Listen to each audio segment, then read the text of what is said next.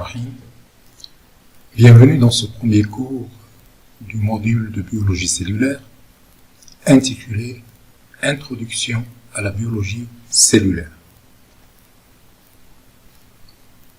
J'espère qu'à la fin de ce cours, vous serez capable de définir la science, de relater les différentes étapes de la méthode scientifique, de définir la biologie, d'énumérer les concepts de la biologie, de déterminer l'objectif de l'évolution, de définir la biologie cellulaire et enfin, j'espère que vous serez capable de citer les grandes étapes de l'histoire de la biologie cellulaire. Pour réaliser ces objectifs, je vais suivre le plan suivant qui est divisé en 3 parties. La première partie est consacrée à la science, la seconde à la biologie et la troisième à la biologie cellulaire. Commençons par quelques définitions de la science. La première définition est la suivante. La science est un ensemble cohérent de connaissances relatives à certaines catégories de faits, d'objets ou de phénomènes obéissant à des lois et ou vérifiés par les méthodes expérimentales. Si on regarde de plus près cette définition, si on l'analyse, on se rend compte qu'il est composé de 3 parties. La première partie, c'est la nature de la science. Alors, il s'agit de quoi? La science, c'est un ensemble cohérent de connaissances. Donc, la science, c'est un ensemble de connaissances. Ça, c'est la première partie. La seconde composante de la définition, c'est que le sujet de ces connaissances sont soit des faits, soit des objets, soit des phénomènes. D'accord? Alors, intéressons-nous maintenant à la troisième composante de cette définition qui nous dit que pour que ces connaissances soient des connaissances scientifiques, il faut qu'ils obéissent à des lois ou bien qu'ils soient vérifiables par des méthodes expérimentales. Donc, 3 composantes dans cette première définition. La nature de la science sont des connaissances, le sujet de la science sont les faits, les objets ou les phénomènes, et la condition, c'est qu'ils obéissent à des lois ou qu'ils soient vérifiables par les méthodes expérimentales. Voyons maintenant une deuxième définition. Alors, le dictionnaire Larousse nous dit que la science est une connaissance approfondie d'un domaine quelconque acquise par la réflexion ou l'expérience. Là aussi, l'analyse nous permet de diviser cette définition en 3 composantes. Premièrement, la nature de la science, c'est une connaissance approfondie. Deuxièmement, le sujet, la deuxième composante, c'est le sujet de la science, c'est un domaine quelconque, n'importe quel domaine. Et la troisième composante, maintenant, elle est un peu différente de la première, puisqu'elle nous indique la démarche à suivre pour acquérir cette science ou bien ces connaissances scientifiques. Il s'agit de 2 approches, 2 méthodes, la réflexion ou l'expérience.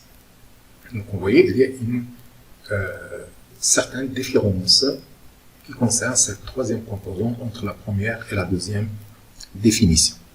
Intéressons-nous maintenant à la définition du Centre national de ressources textuelles et lexicales français qui dit que la science est la somme de connaissances qu'un individu possède ou peut acquérir par l'étude, la réflexion ou l'expérience.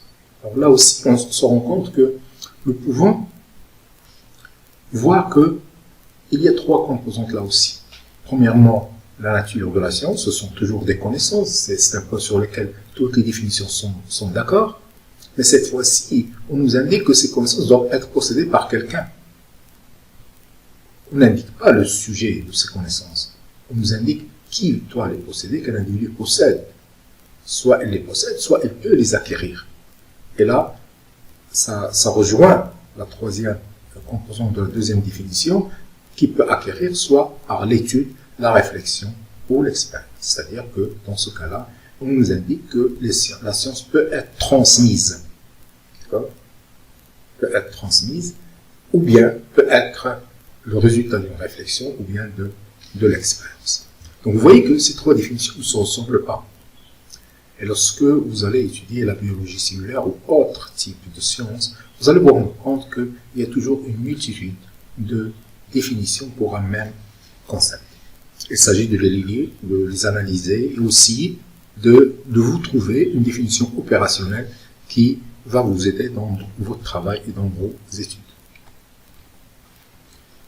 Rappelez-vous, on nous disait dans ces définitions que cette science, ces connaissances scientifiques doivent être acquises par la réflexion, par l'étude ou par l'expérience. La méthode scientifique dont on parle est souvent la méthode expérimentale. La méthode scientifique est donc un processus, c'est-à-dire un ensemble d'étapes rangés dans un certain ordre chronologique déterminé qu'il faut suivre, d'accord, afin de trouver ces connaissances, afin d'acquérir ces connaissances, afin de produire ces connaissances scientifiques. Alors il s'agit en premier temps de la phase d'observation, ensuite la spéculation, suivie de l'hypothèse, ensuite les prédictions et cinquièmement l'expérimentation. Donc l'individu commence par faire une observation. Ensuite, il va se poser des questions concernant cette observation qu'il vient de faire. Alors cet ensemble de questions, on l'appelle une spéculation.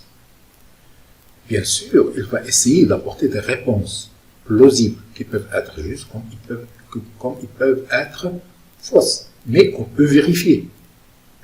Alors, ces réponses plausibles qu'on peut vérifier, on les appelle des hypothèses.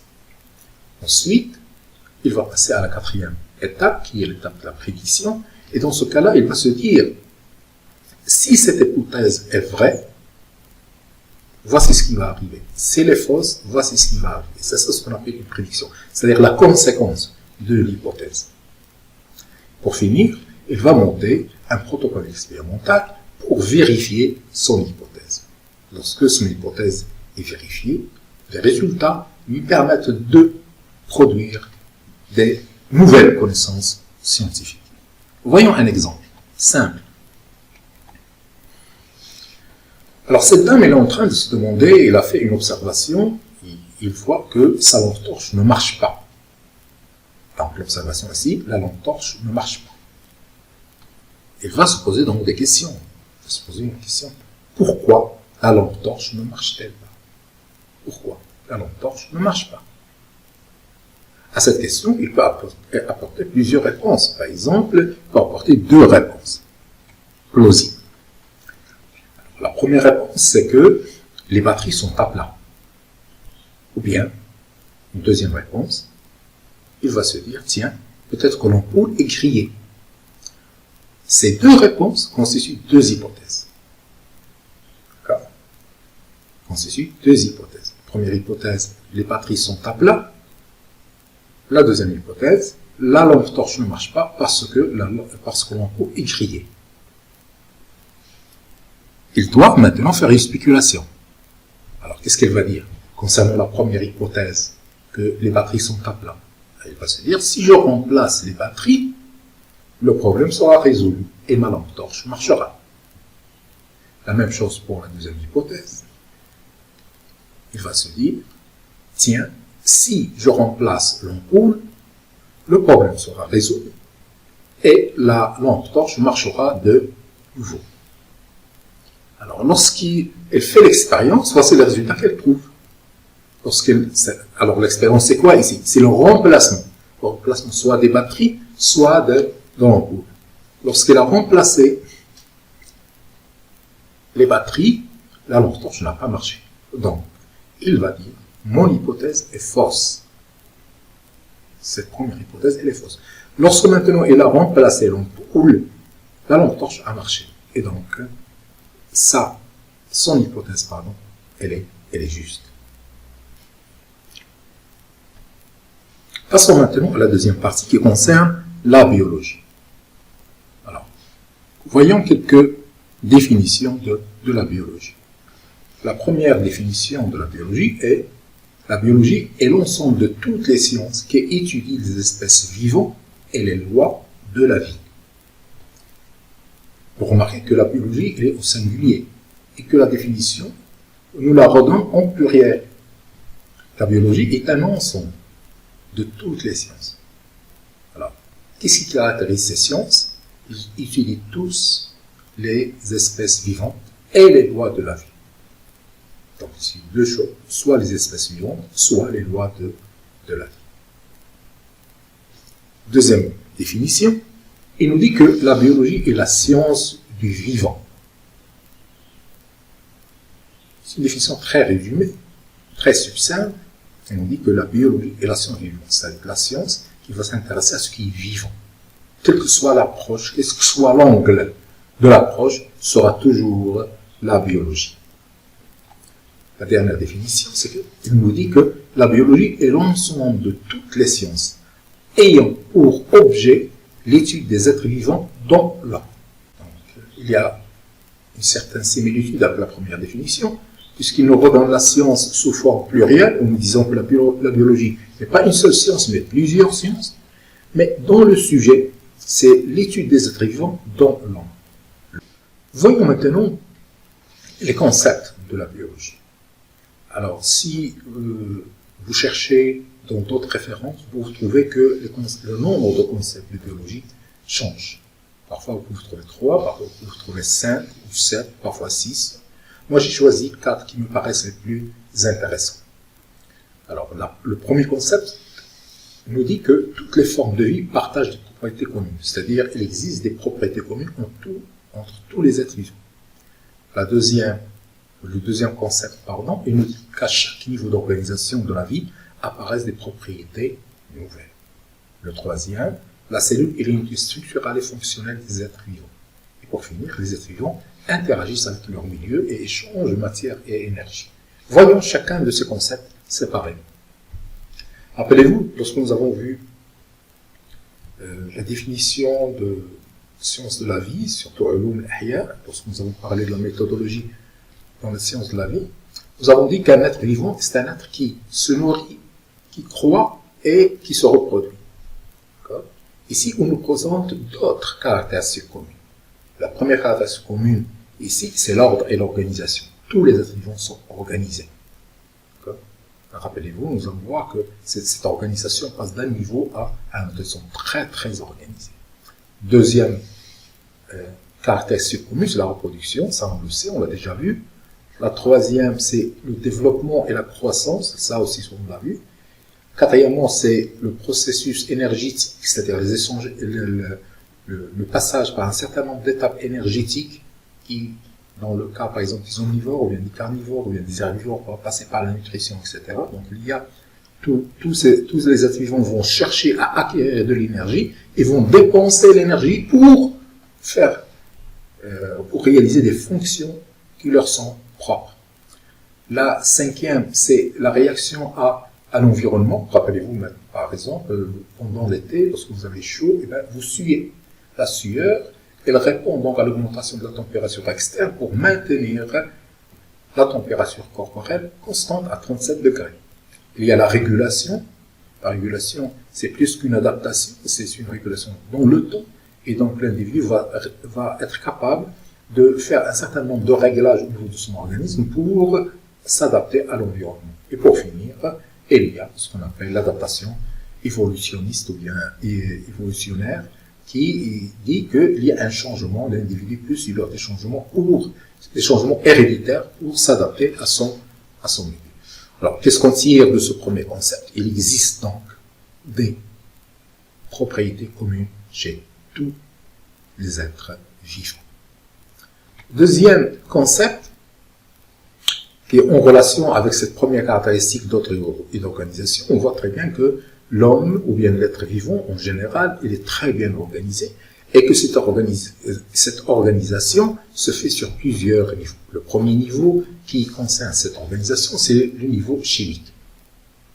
Alors, le deuxième niveau qui vient après, c'est le niveau cellulaire. Ensuite, un ensemble de cellules va constituer un tissu qui est le troisième niveau d'organisation. Les tissus, à leur tour, vont s'organiser en organes, qui est le quatrième niveau d'organisation. Les organes, à leur tour, vont s'organiser en systèmes, comme le système digestif, le système nerveux, etc.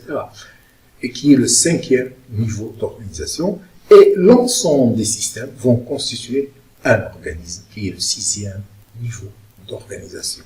Et donc, vous voyez que cette organisation qui est très bien faite, qui est très précise, et qui va permettre à l'individu de survivre et donc de réaliser les différentes fonctions dont il est apte. Lorsqu'on passe d'un niveau d'organisation à un autre, il y a de nouvelles propriétés qui vont apparaître. C'est-à-dire que les propriétés qui se trouvent au niveau de l'organisme ne sont pas les propriétés qui se trouvent au niveau du système. Le système possède des propriétés que l'organe ne possède pas. Et l'organe possède des propriétés que le tissu ne possède pas. Et le tissu possède des propriétés que la cellule ne possède pas. Et la cellule possède des propriétés que les molécules et les atomes ne possèdent pas. Donc chaque fois qu'on passe d'un milieu à un autre, il y a apparition de nouvelles propriétés. Donc, un niveau d'organisation n'est pas simplement la somme de ce qui le précède. C'est plus que ça, c'est un nouveau niveau d'organisation et avec ses propres propriétés. En biologie,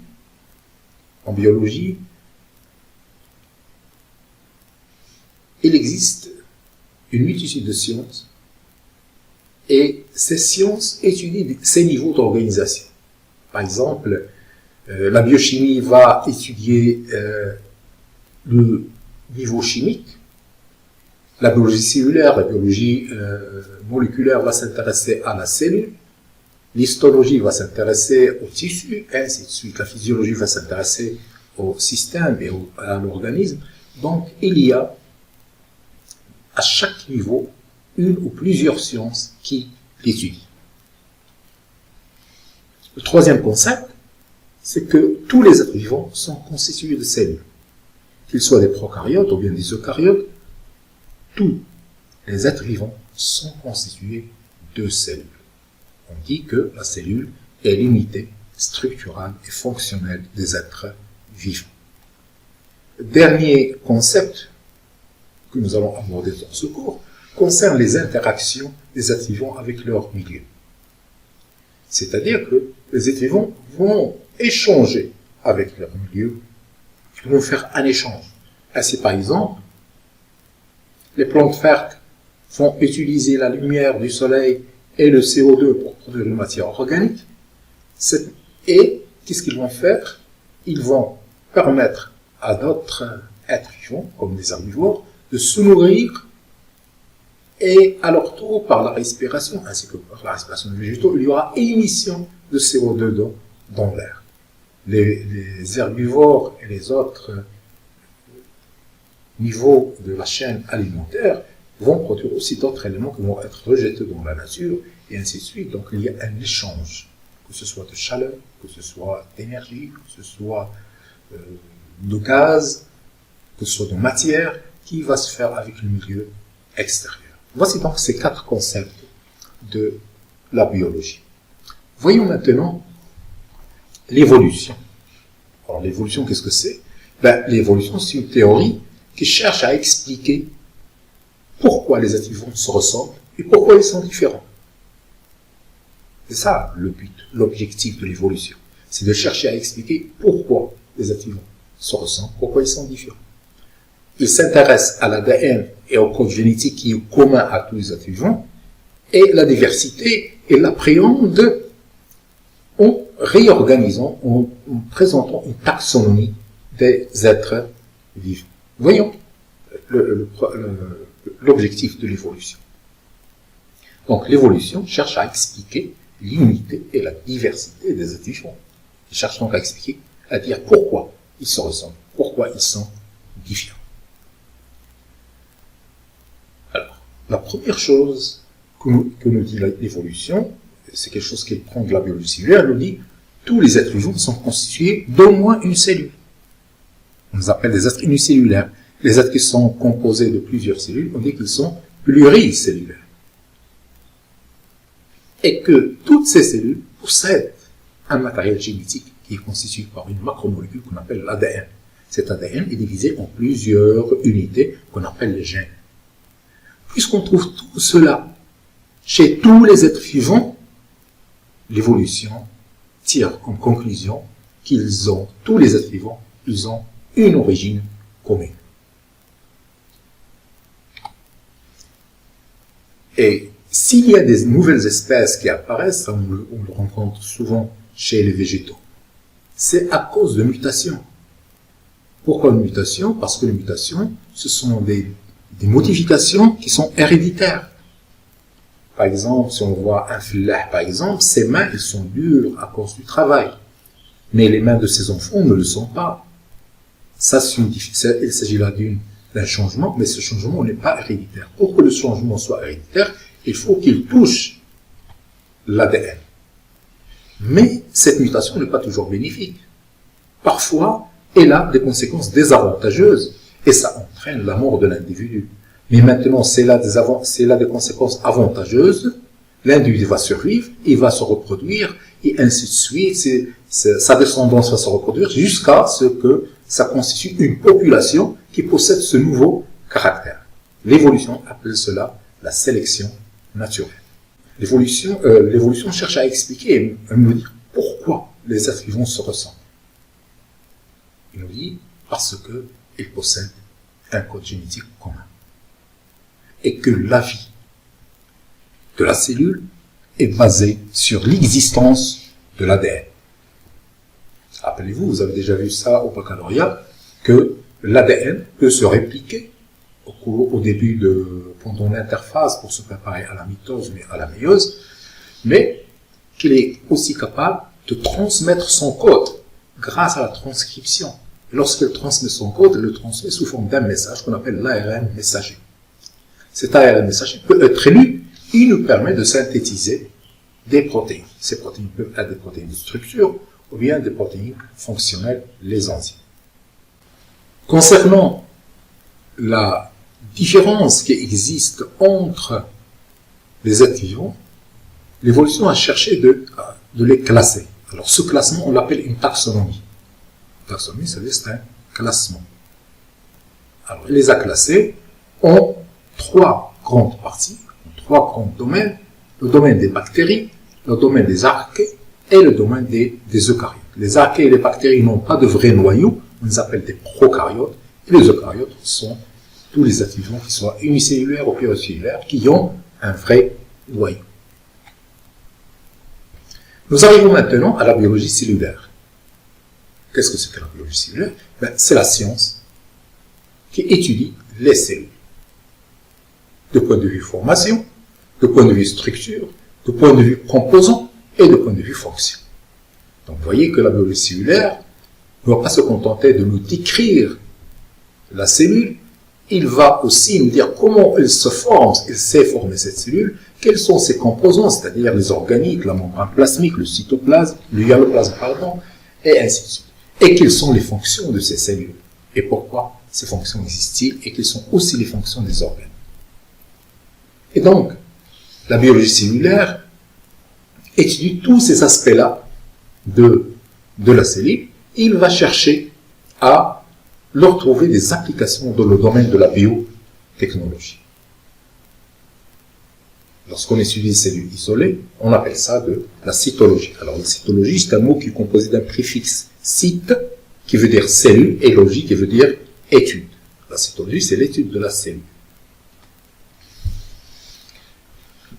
La biologie cellulaire que nous sommes en train d'étudier a mis beaucoup de temps pour se constituer. Ça a commencé avec Robert Hooke, qui a observé les premières cellules, c'est lui qui a donné le nom de cellule, en 1865.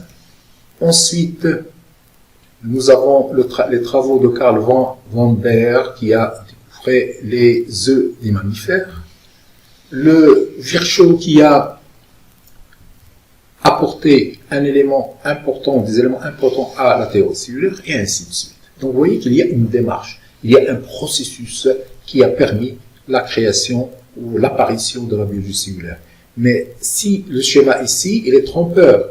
Pourquoi? Parce qu'il montre uniquement combien 3, 6, 7 dates. En fin de compte, la biologie cellulaire ne peut être résumée en 7 dates.